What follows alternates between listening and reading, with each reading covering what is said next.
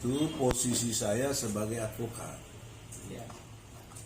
Menurut Undang-Undang Nomor 18 Tidak bisa dikira tahun 2003 pasal 5 junto pasal 16 ada dua hal penting. Satu, advokat adalah penegak hukum bersamaan dengan polisi, jaksa, dan hakim.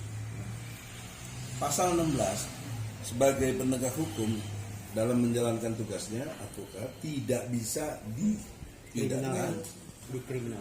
tidak bisa digugat perdata. Pertanyaan seriusnya, mengapa saya tetap dijadikan tersangka? Pada waktu itu, Ya kita yang ganti.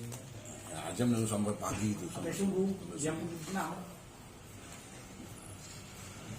Yang kedua, itu pertama itu dulu, dia udah bertabrakan dengan undang-undang advokat, udah melangkahi, nggak bisa dong. Polisi hadir hebatnya apa? Karena pakai undang-undang. Jaksa hebatnya apa? Pakai undang-undang. Hakim apa? Bisa berperan di pengadilan, pakai undang-undang. Nah kita advokat pakai apa? Undang-undang, jadi kita setara. Itu dulu. Nah, ada kesan, ada persepsi bahwa advokat ini swasta, nggak ada kaitan dengan negara. Padahal kita sama-sama hadir pakai undang-undang. Jadi polisi, hakim, jaksa merasa dia lebih tinggi dari kita. Perasaannya. Dan apalagi di persidangan coba. Hakim merasa jagoan betul. Kalau mas saya mah nggak bisa begitu, saya lawan itu.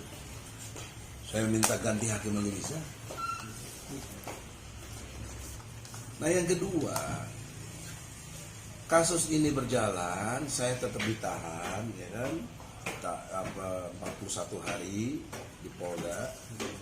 Kemudian endingnya dilepas begitu saja, karena ada negosiasi dari saudara Dasko, wakil ketua DPR sekarang. Memang dia atas perintah Prabowo bantu saya. Dia waktu itu Komisi 3, ya, belum jadi wakil ketua DPR. Nah, dikabulkan tanpa ada surat penangguhan penahanan, nggak ada. Jadi lepas begitu saja. Asumsinya itu inkrah dong. Kalau konteks ke pengadilan udah selesai itu, Pak. Dan saya diwajibkan wajib lapor Senin Kemis. Saya jalani berbulan-bulan. Senin Kemis wajib lapor. Sampai pada tiba saatnya Tirkrimum mau diganti, dia bilang udah cukup bang, nggak usah lagi wajib lapor. Nah, sudah selesai kan? Ya. Inkrah juga menurut pikiran saya dalam konteks hukum secara praktis. Nah, maka persoalan yang kita ingin persoalkan, mengapa kasus saya yang sudah dianggap selesai kok diulang lagi sekarang? Itulah nebis in idemnya. Ini kan sudah dipersoalkan. Terus pasal-pasalnya sama lagi sama waktu saya baru mau masuk.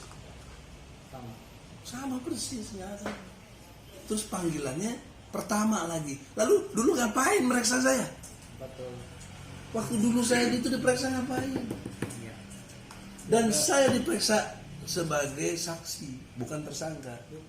Karena baru masuk poin ketiga. Setelah nebis idem udah jelas ya. Yang ketiga poinnya adalah karena saya advokat, mesti ada surat pengantar dari organisasi advokat saya. KAI, saya KAI, saya wakil presiden waktu itu, ketua Dewan Pembina ganti. Jadi ada surat dari ini, surat ini masih ada nggak filenya bro? Ada kan?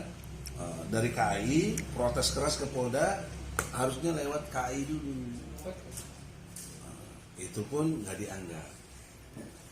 Jadi kita tunjukkan Polda ini melanggar ajas-ajas hukum yang dahsyat. Tadi soal advokat dilanggar, 2 soal nebis in idem, ya, ketiga soal hak asasi manusia, orang disandera, hak hukum saya hilang. Nah, pertanyaan serius, yang saya persoalkan presiden atau capres? Kan capres, belum jadi presiden. Belum berlaku undang-undang tentang makar dalam konteks mau menggulingkan pemerintahan yang sah. Apa yang mau orang dia capres? Secara otomatis. Jokowi kan capres waktu tanggal 17 itu. Prabowo capres, saya bela capres yang dijamin oleh undang-undang. Masa saya dikenain pasal ngelawan presiden? Makar. Kelimanya adalah seyogjanya Ya. saya ada gelar perkara. Peraturan Kapolri Ya. nomor Serkap. 14 Serkap. tahun 2012 pasal 15. Sekarang sudah dirubah peraturan Kapolri nomor 6 tahun 2019. Betul? Ya. Nggak dirubah. Tapi isinya sama, mesti ada gelar perkara jika ada penyelidikan dan penyidikan yang memungkinkan untuk ini pantas jadi tersangka. Nah, saya belum jadi ada gelar perkara, kenapa? Ditahan. Kenapa dijadiin tersangka? Kemudian ditahan lagi. Ya. Dari mana ilmu hukumnya? Kok begitu? Bandingannya siapa? Ahok. Ingat kasus Ahok. Berbulan-bulan diproses di Polda itu untuk adanya gelar perkara. Melalui rasa keadilannya sudah dipenuhi, hak hukumnya dipenuhi, yaitu nggak boleh sembarangan menetapkan dia tersangka, dia diproses secara ilmu hukum yang benar, yaitu gelar perkara. Nah, pertanyaan seriusnya mengacu kepada pasal 27 ayat 1 UUD 45. Setiap warga negara berkesamaan kedudukannya dalam pemerintahan dan hukum tanpa kecuali. Emangnya apa Ahok sama saya bedanya? Dalam konteks warga negara enggak sama. Kenapa dia diperlakukan spesial? Kok saya diremehkan? Ini kesombongan konstitusi. Ya, telah diberlakukan. Kesombongan institusi. Kesombongan institusi. Gitu. Yaitu kepolisian dengan merendahkan saya yang sebenarnya sama dengan dia sebagai penegak hukum jadi tersangka tanpa gelar perkara. Order, Bang. Dah, sudah terjadi, saya sudah dihukum, sudah jalani saya. Pertanyaan seriusnya kenapa diulangi lagi sekarang dengan surat yang sama? Ada apa? Yang digunakan pasal yang sama. Sorry, ada yang satu terlupa. Apa itu? Saya ini dilaporkan oleh namanya Sri Srianto, apa siapa? Ya, dokter. Pengacara juga pengacara. Saya sudah lapor balik. Tanya juga, mana laporan kita melaporkan dia? Nah, itu penting itu, karena peristiwa hukum itu. Ya, oke. Itu nanti Saya lanjutkan ya bahwa Ada. secara substansil Bang Egy sudah menjelaskan nih ya bahwa pasal-pasal yang digunakan dalam dasar pemanggilan tanggal 3 besok itu adalah pasal yang sama yang sudah dikenakan ya, yang sudah dijalankan oleh Bang Egy kan. Sudah dijalankan, Oke. karena sudah ditahan. Dan ditahan, dilepaskan pun tanpa surat penangguhan. Tidak ada. Ya. Kita memahami Karena jaminan dari itu, kita 11. memahami itu bahwa kasus ini memang dideponir. Nah, PPMI ini menghadirkan diri karena Bang Egy adalah pendiri dan pembina PPMI hari ini. Dalam konteks itu, PPMI melihat bahwa tidak hanya sekedar hubungan struktural, tapi ini hubungan Halo? asasi kemanusiaan dan hak-hak hukum orang yang mesti dibela. Dan PPMI berpendapat bahwa ada penzaliman terhadap diri Egy Sujana dengan surat pemanggilan. Ya itu tadi kita harus melakukan pendekatan dari berbagai sudut, pressure, karena ini pressure politik. Untuk perkara Pak Egy Sujana, logika hukumnya nggak jalan. Ini nuansa politik cukup tinggi. Jadi yang kata-kata makar untuk Egy Sujana kurang tepat.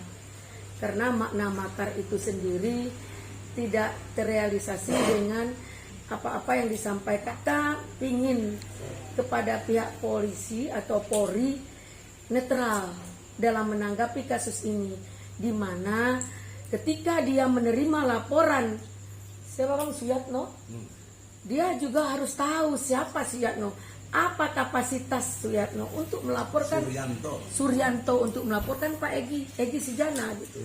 Sementara ini kasus sama dengan Pak Kiflan Zen. di mana Kiflan Zain dilaporkan juga people power dan makar. Di sini saya sebagai lapor balik Jalaluddin tidak dapat ditemukan ini apakah rekayasa atau seperti apa yang dilakukan oleh para pihak ketika melaporkan Kiflan Zain. Demikian juga kepada Pak Egy Sujana. Maka kami minta untuk menghentikan tentang tuduhan makar yang disampaikan dengan kata-kata people power. Sementara tidak terrealisasi, tidak terjadi, persoalan sudah selesai.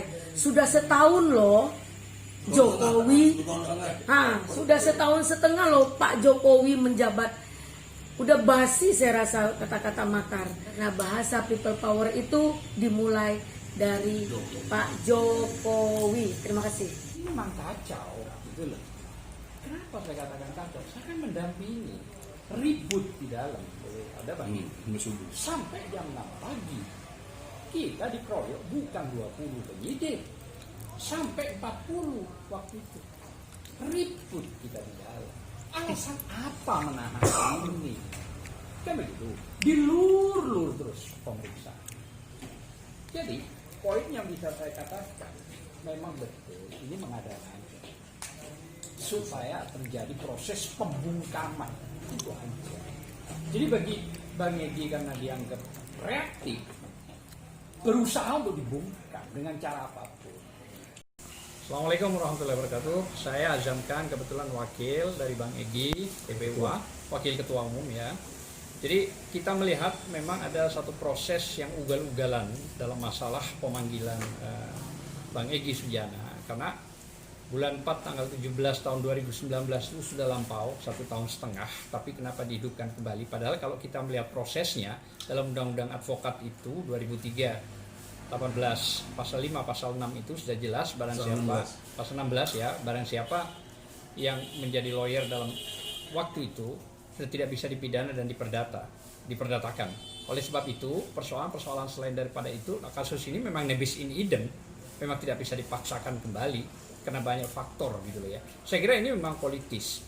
Tentu selain daripada itu juga dari Komnas HAM maupun dari Ombudsman sudah jelas, sudah ada suratnya jelas, sehingga saya pikir ini bentuk pembungkaman secara demokrasi ya yang dilakukan mungkin oleh institusi dalam hal ini kebetulan Polri, walaupun dalam hal ini kita tidak mau mendiskreditkan Polri, tapi harusnya Polri itu independen dalam konteks kalau memang ada proses hukum yang nyata itu lakukan, tapi kalau proses yang begini ini kelihatannya pembungkaman. Tentu dalam hal ini kami masih akan berupaya sebaik mungkin dalam semua tim yang ada bahwa melakukan musyawarah yang baik, tentu begitu.